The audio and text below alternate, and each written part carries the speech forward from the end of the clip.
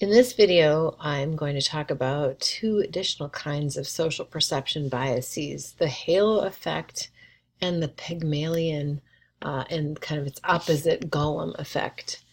So, the first kind of social perception bias I wanted to share and talk a little bit about in terms of implications is the so-called halo bias or halo effect.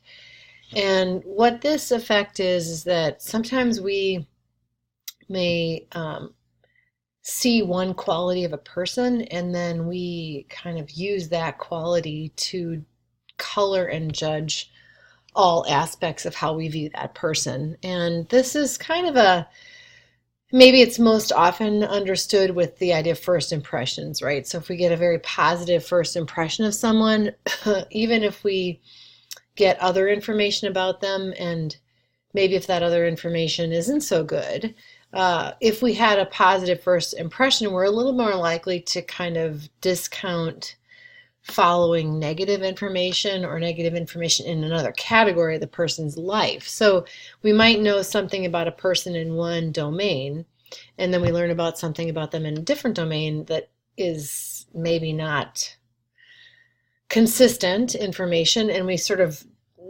downgrade that because of the information we know in one context, for example. So this can play an important role in performance appraisal, if you can imagine. So there's research that shows, for instance, that people who are physically attractive, people make assumptions that those people are more intelligent or that they are more capable. So there's this sort of kind of boundary spanning, the idea of the halo expanding across all characteristics, even when there's no evidence or data for it. And that's why it's a bias. So it could very well be that there might be instances where positive qualities in one part of a person's character actually are correlated with others. But we just have this natural tendency to kind of make these broader judgments based on kind of one impression or one thing we know. And of course, the flip can happen as well. If our first impression or first experience was negative, or we have some negative kind of, information, we may make some assumptions about that. I was just having dinner with a friend of a friend here in Lake Placid, who's taken over some work with the Olympic Regional Development Association here. And he was sharing with me, this one operations person he's working with, and how just some qualities of how this person carries himself, dresses, and communicates might lead you to a negative first impression. But he was able to kind of work through that, see through that, and recognize that the person actually has a wealth of information and a fairly professional and sophisticated way of approaching his job. But without a little bit more care and kind of openness to explore that, Paul may have made this halo bias, right? He may have made an error based on kind of that first impression of the person and then making some assumptions that the person might not be that sophisticated, might not be that capable. So this is one of those things we have to make sure we're working against this and make sure we're thinking about how do we fairly gather additional information about people so that we're not kind of going one direction or another. If we have these positive first impressions and we start to get negative information, we might just overlook when there really is a problem. We may be less aware or less attentive to maybe real concrete information that something is a problem that we need to attend to. And if you think about it, in some ways, this is kind of a variant of confirmation bias, where kind of one capability is used to filter our information, and we might kind of look for confirmatory evidence of either a positive halo or maybe what is also called the horn effect if it's negative, if there's sort of negative first impressions. The next bias I wanted to talk a little bit about is the so-called Pygmalion effect. It's also known as the self-fulfilling prophecy, and it can be kind of about self or other. In the case of others, this bias is named after a Greek myth about a sculptor who creates this sculpture that is so beautiful that he falls in love with his own creation, and kind of through his own wills his sculpture to life. And that's kind of the idea that you have something you desire or an expectation, and you create the environment to make that expectation come true. And that's exactly what goes on in the Pygmalion effect in the workplace, is that we develop expectations about people. And, these are kind of similar to the halo. It's a little bit different. The halo is where you take one quality of a person and then you kind of assume all qualities of the person are consistent with that positive or negative viewpoint. This is about having an expectation. So a good example is, organizations that identify high potential people, right? So if someone gets that label high potential attached to them, now we have an expectation. We have an expectation that that person has greater capability, has maybe the intelligence and the training and the human capital that they will succeed. And the Pygmalion effect tells us that actually by identifying an expectation like that, we actually start to behave differently toward people like that. So if we have someone called a high potential, if you think about yourself as a manager, you may even be worried that if you don't end up mentoring and supporting a high potential, that they don't actually increase their capability and perform well under you, that you might be seen as negative. You may be seen as a problem, that you kind of squandered that potential in the person. So even, without consciously thinking about it, again, this is why it's a bias. It doesn't necessarily have to be that you're thinking about this, though you might be.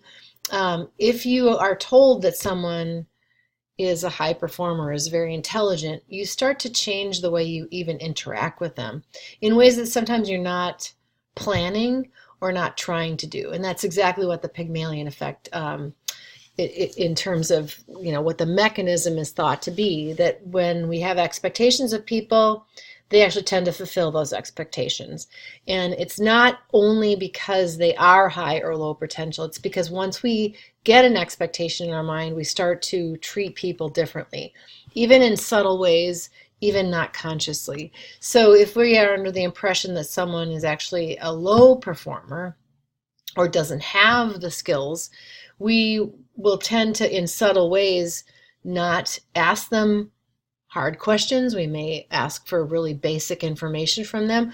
We start to do things that end up, kind of drawing them into lower performance than we would have if there would have been a higher expectation. So there is research at the meta-analytical level here that shows us that this actually has a significant effect on performance. And so part of it is, I think a takeaway from this is we have to be careful about kind of anchoring. That kind of anchoring bias can happen. If we anchor that someone is, lower potential, it's very hard for us to get out of that and sort of change our perceptions. And information that we're using is probably going to just get filtered through confirmation bias, and our own kind of perspectives of treating the people will just further reinforce that low expectation. A lot of this work, in terms of the research pointed out on this slide, has been done in educational settings, where there's been some research where students are just teachers are told randomly that certain students are high potential students, and then they kind of watch over time how teachers interact with those students and how they respond to those students, and that they get more challenging aspects of homework, they get more challenging questioning, even when that was totally randomly chosen. The teacher was blind to that random assignment and had no correlation with actual ability.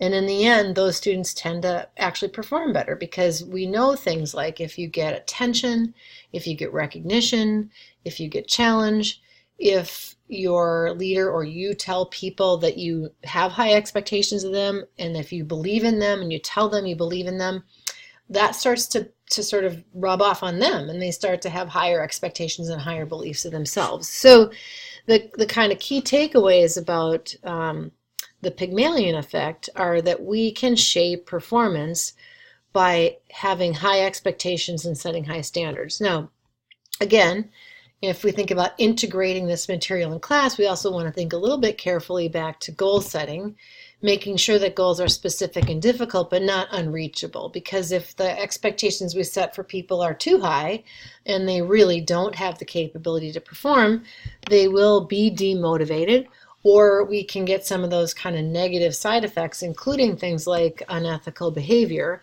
when people feel compelled to live up to those expectations, even when they don't feel like they can manage that within their current set of resources.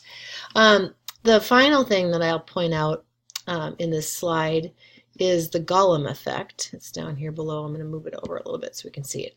So this is sort of the opposite of the Pygmalion, and again, it's sort of like the horn effect with the halos, that we also have research that shows that if we have low expectations, we actually will fulfill those, that people will sort of go to the bottom, and that, again, in subtle ways, our treatment and our assessment and evaluation of people that we have low expectations for will continue to fulfill those expectations. So we can have self-fulfilling prophecy on the kind of positive trajectory, positive upward spiral in the Pygmalion effect, and in the lower trajectory. Now, I haven't seen any research that says, or challenges the idea of, labels of high potentials. I think if we are confident that we have a system in place that is effective at identifying high potentials, then there's not really a negative to labeling them as such. However, that naturally means that there'll be people who are labeled not high potential, or just, the other category.